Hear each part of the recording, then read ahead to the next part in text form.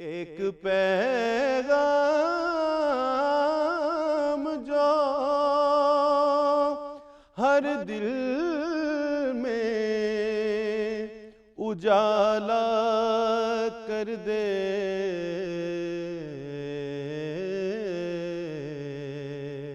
ساری دنیا کو سنانے کے لیے آپ آئے۔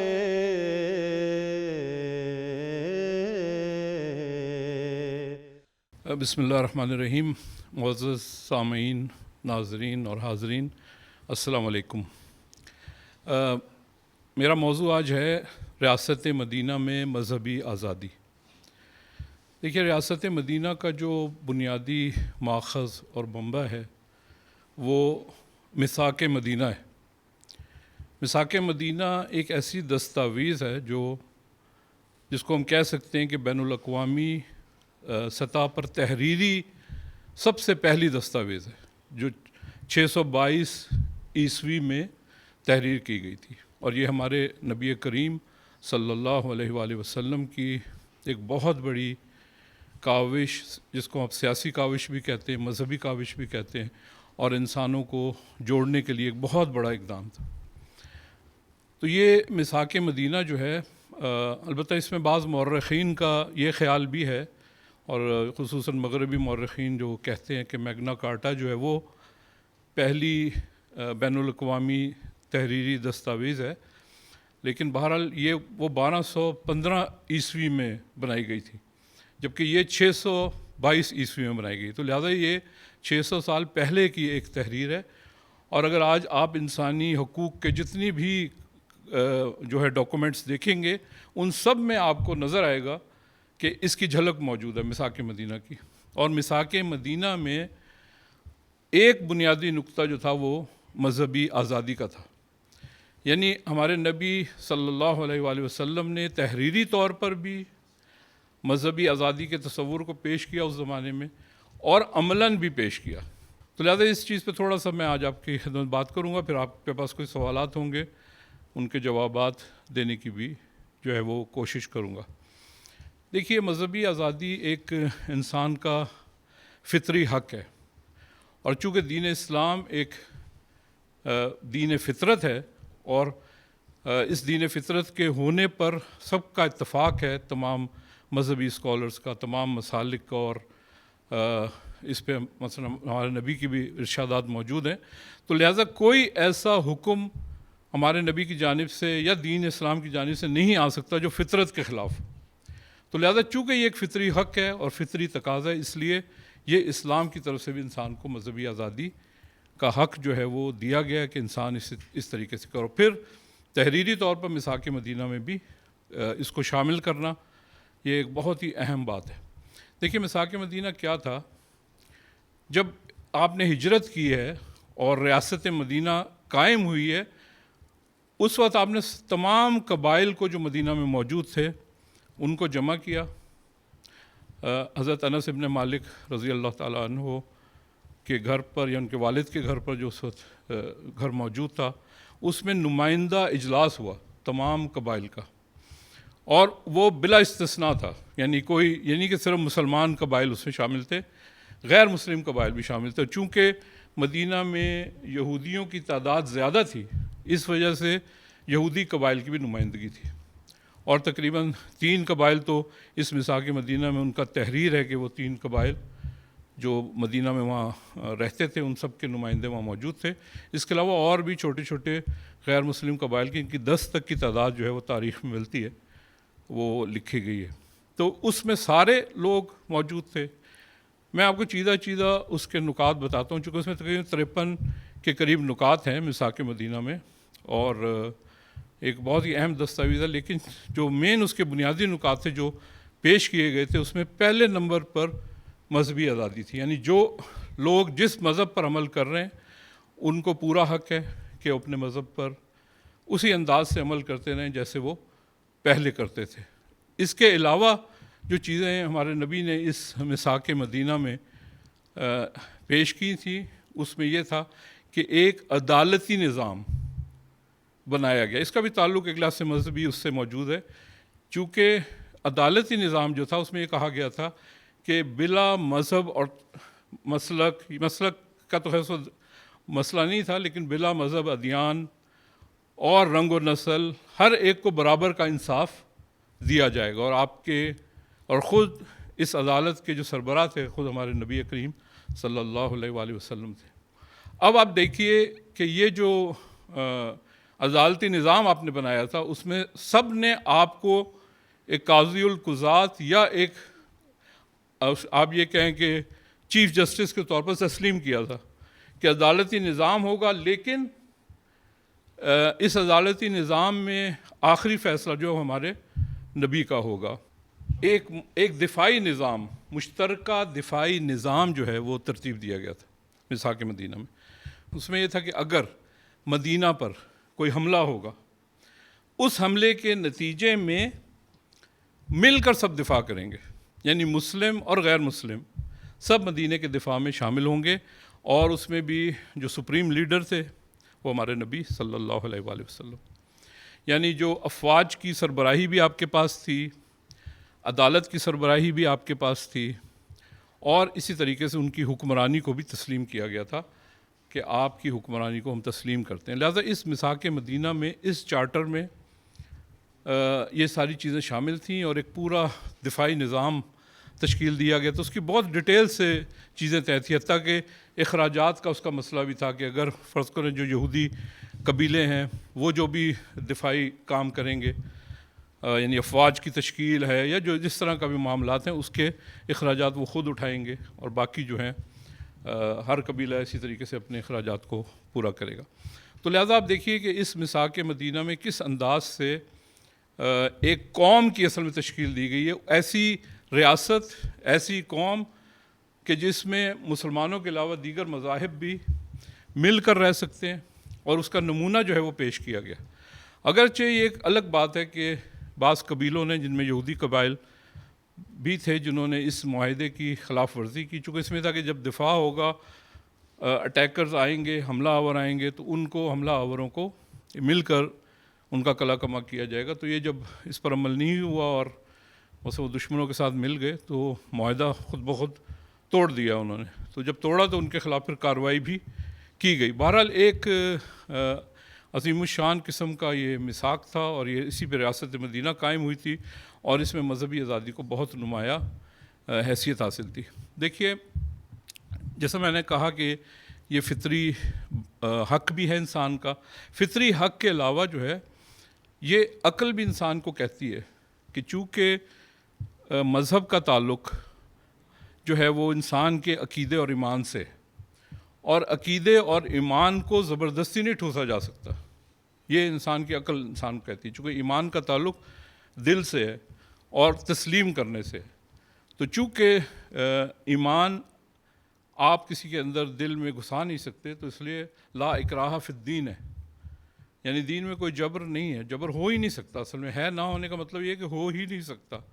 آپ کو اسی وقت کسی کے دین کو، مذہب کو اختیار کرنا ہوگا جب آپ کے دل میں بات اتر جائے گی اور آپ کے ایمان کا وہ حصہ بن جائے گی. تو لہٰذا اس کلیے کے تحت بھی، اور جیسے میں قرآنی آیت بھی ہے کہ کسی کو زبردستی نہیں کیا جا سکتا. دیکھیے، بات اپنی مجھے سمیٹنی بھی ہے وقت کی قلت کے باعث. تو یہ یعنی جو مذہبی آزادی ہے اس کے کئی پہلو ہیں، یعنی جو مذہبی آزادی اس میثاق مدینہ میں بھی دی گئی اس کے بھی کئی پہلو ہیں. مثلا ایک پہلو تو یہ ہے کہ آپ کو یعنی اپنے مذہب پر عمل کرنے کی آزادی ہے، آپ اس پر عمل کریں. یہ بالکل صحیح بات ہے، یہ موجود تھی، لیکن لمٹس کے ساتھ. لمٹ سے مراد یہ ہے کہ آپ کوئی فساد نہیں برپا کر سکتے، فساد نہیں برپا کر سکتے، کوئی ایسا کام نہیں کر سکتے. اور یہ ذرا سا تھوڑا سا ہٹ جاتا ہے مذہبی آزادی سے، بات دوسری طرف بھی چلی جاتی ہے کہ انسان جو ہے وہ یعنی اصل میں انتشار پیدا ہو رہا ہے. دیکھیے، یہ بات بھی ذہن میں رکھیے، چونکہ عموماً دین اسلام کے بارے میں یہ اعتراض کیا جاتا ہے کہ یہ جنگ و جدال کا مذہب ہے، یہ قتال کا مذہب ہے، اس نے دین کو تلوار کے ذریعے پھیلایا. یہ بہت بڑا غلط پروپیگنڈا ہے جو کہ تاریخ میں رقم ہوا ہے. جہاں جہاں بھی جنگیں ہوئی ہیں، فتوحات ہوئی ہیں، وہاں کہیں بھی تلوار کے زور پہ کسی کو مسلمان نہیں کیا گیا، بلکہ یہ ہدایات دی جاتی تھی کہ کوئی بھی عبادت گاہ نہ گرائی جائے. جو عبادت گاہوں میں لوگ موجود ہوتے ہیں ان کو امان ہے، ان کی حفاظت کی جائے. ان معاہدوں کے نتیجے میں لوگوں نے جب اخلاقیات کو دیکھا، ان کے کردار کو دیکھا، تو وہ مسلمان ہوئے. یہ پھر ایک الگ بات تھی. لیکن کبھی بھی کسی بھی یعنی خلفائے راشدین کے زمانے میں یا اس کے بعد حتیٰ کہ آنے والی جو زمانے تھے، کہیں بھی اس طریقے سے لوگوں کو مسلمان کرنے کی کبھی بھی کوئی تحریک جو ہے وہ نہیں چلائی گئی. دیکھیے، جہاد اسلام میں قتال واجب ہے، لیکن یہ دو طرح سے واجب ہے. یا دفاع کے لیے کسی نے آپ پر اٹیک کیا ہے، آپ اس کو وہ کریں، یا کہیں پر کوئی فتنہ و فساد ہے، اس کو رد کرنا ہے. یعنی رد فساد کے لیے جہاد جو ہے وہ بڑھ کر بھی کیا جا سکتا ہے. لیکن اشاعت دین کے لیے، لوگوں کو دین کی طرف راغب کرنے کے لیے یا ان کو مسلمان بنانے کے لیے جہاد کی اجازت نہیں ہے، غیر شرعی ہے. یعنی اگر یہاں پر کوئی ملک یا کوئی بھی گروہ یہ کام کرتا ہے، یہ سیرت نبی کے بالکل خلاف ہے. یعنی مسلمان کرنے کے لیے کسی کو کبھی بھی کوئی جنگ جو ہے وہ نہیں کی جاتی. اشاعت دین کا صرف ایک ہی رستہ ہے، اور وہ ہے تبلیغ اور دعوت. لوگوں کو سمجھایا جائے، بتایا جائے. حتیٰ کہ مشرکین مدینہ کو، مشرکین جو مکہ کے تھے، ان کو بھی ہمارے نبی نے یہ فرمایا تھا کہ آپ 4 مہینے کا ٹائم پیریڈ دیا گیا تھا کہ آپ جو ہیں اس کو تعلیم لیں، دین کو سمجھیں. دین کو سمجھنے کے بعد آپ جو ہیں اس کو یعنی اپنا لیں، اور آپ کو کوئی سوالات ہیں، کوئی پرابلمز ہیں تو ان کو سالو کریں. یعنی دین اس طریقے سے دین کی تبلیغ اور دین کو پھیلانے کا جو ہے وہ کام کیا گیا تھا. اب یہ دیکھیے آپ، جو میں نے آپ کو بات کی نا، ایک یہ جو ہے آزادی مذہب کی ایک بات دوسرے ادیان کے لیے کہ ان کو اپنے مذہب پر عمل کرنا، اپنی عبادت کے طریقوں کو اپنانا، یہ سب جو ہے وہ ایک نارمل روٹین کی بات ہے، وہ کوئی مسئلہ نہیں. دوسری بات یہ کہ اپنے مذہب کی تبلیغ کسی بھی شخص کو جو آپ کے حکومت کے زیر اثر ہے یا آپ کے ساتھ جن کے معاہدے ہیں، ان کو کبھی بھی آپ جو ہیں وہ اس انداز سے تبلیغ نہ کریں کہ وہ انتشار کا باعث بنے. یعنی زور اور زبردستی اور جبر جو ہے اس سلسلے میں کیا جا سکے. بہرحال یہ باتیں مذہبی آزادی کے حوالے سے تھی. ریاست مدینہ نے عملی طور پر یہ دکھایا، خود ہمارے نبی نے اس کو اپلائی کیا، لوگوں سے معاہدے کیے، ان معاہدوں پر عمل درآمد کیا، اور ہر چیز کو ڈاکومنٹ کر کے ایک قانون کے ذریعے لا کر وہ کیا. اگرچہ بعض قوانین جو تھے وہ بظاہر، جیسے صلح حدیبیہ آپ نے کیا، وہ یہ سمجھا گیا کہ یہ کو ہمارے نقصان میں جا رہا ہے، یعنی وہ دوررس نتائج نہیں دیکھ پائے، لیکن اس کو بھی آپ نے ایکسیپٹ کیا. حتیٰ کہ یہاں پر آپ نے چونکہ اس کو بھی شرط نہیں کہہ چکے غیر مذہب ہیں کہ وہ آپ کو رسول سمجھیں. آپ نے کہا رسول اللہ کا لفظ کو مٹا دیا جائے قرارداد میں سے، جب اعتراض کیا گیا. اور میثاق مدینہ میں بھی ایسا تھا. یعنی میثاق مدینہ کی جو صورتحال تھی وہ یہ تھی کہ جو غیر مذہب کے لوگ تھے، غیر اسلام کے لوگ تھے، وہ رسول اللہ تو نہیں مانتے تھے، تو لیکن آپ کو انہوں نے حکمران تسلیم کیا، فوج کا سربراہ تسلیم کیا، اور آپ کو عدالت کا سربراہ تسلیم کیا. تو اس کے ساتھ جو ہے وہ معاملات جو ہے وہ آگے چلے. بہرحال یہ میری باتیں تھیں. اگر آپ لوگوں کے کوئی سوال ہیں تو آپ وہ کر سکتے ہیں. میرا کویشچن یہ تھا کہ جیسے کہ آپ نے بتایا کہ لا ڈیفائن کر دیا گیا تھا، تو اب پاکستان جو ہے ایک اسلامک اسٹیٹ ہے. اب یہاں پہ اگر کوئی کرائم ہوتا ہے کہ جس کی جو پہلے سے لا ڈیفائن ہے کہ جس میں سزا، اگر فار ایگزامپل ریپ ہے تو اس طرح کا اس کی سزائے موت ہے، کہ اگر مرڈر ہے تو اس کا بھی اسی طرح ہے. تو یہاں پہ اگر ہم ڈیلے کر رہے ہیں اس کی سزا میں، تو ہم تو ایک طرح سے ڈینائی کر رہے ہیں اس کو. ہاں، اس پہ دیکھیے اتفاق کی بات ہے کہ چونکہ میں نے ریاست اس کی مساق مدینہ کی بات کی جو کہ بنیاد ہے ریاست مدینہ کی، اس میں یہ بات بھی لکھی ہوئی ہے جہاں عدالتی نظام کی بات کی گئی وہاں یہ بھی تحریر ہے کہ جو قاتل ہوگا اس کو سزا دی جائے گی، اور جو ہے اگر کسی نے وہ معاف نہیں کرنا اس کو دیت وغیرہ کے ذریعے تو پھر اس کو جو اسلامی سزا ہے وہ دی جائے گی۔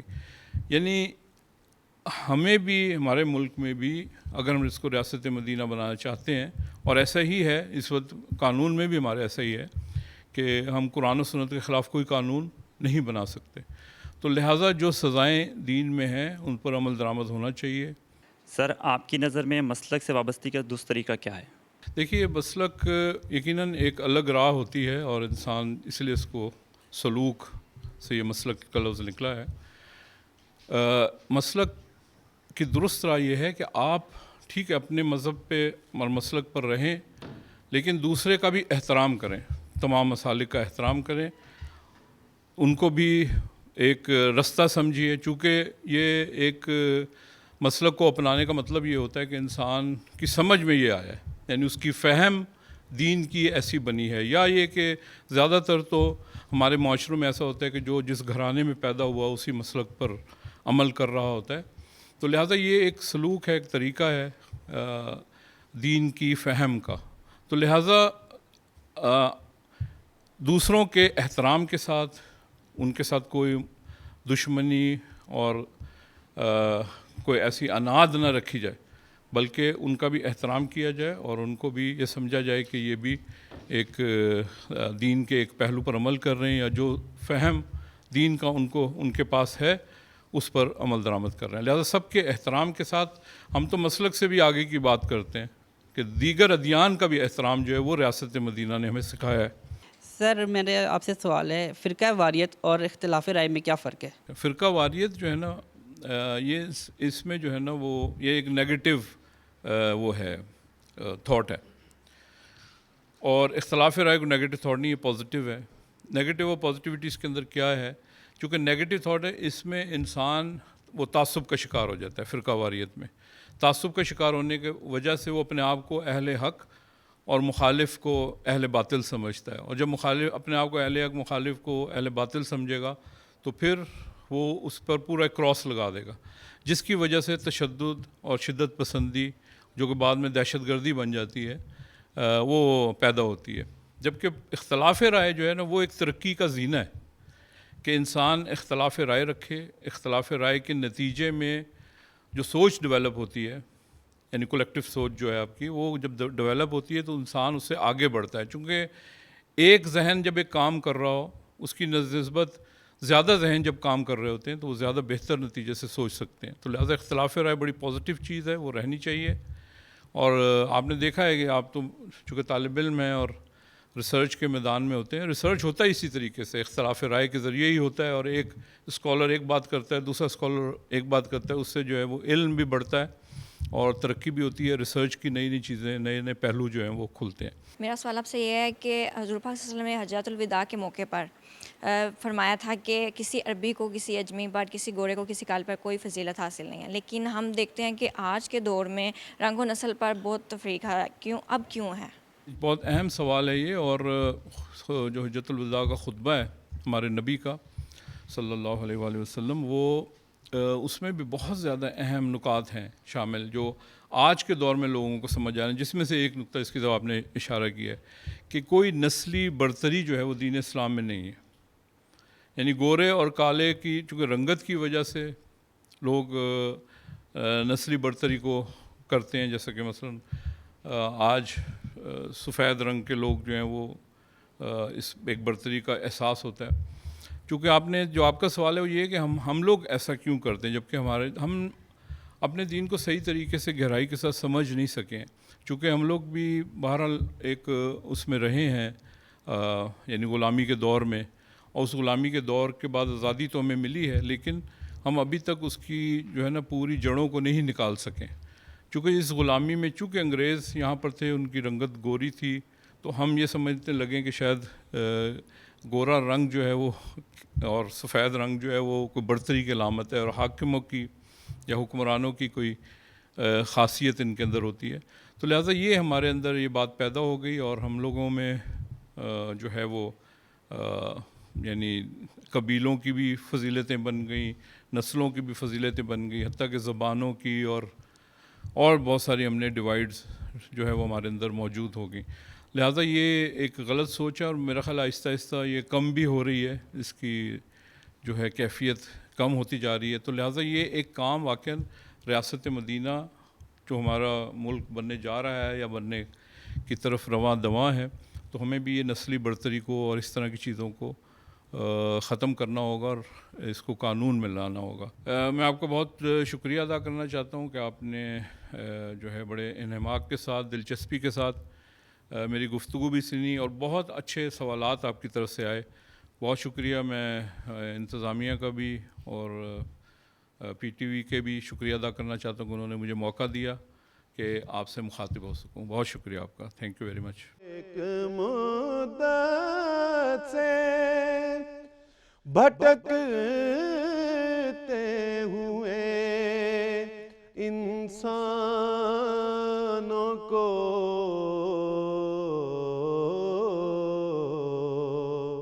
ایک مرکز پہ بلانے کے لیے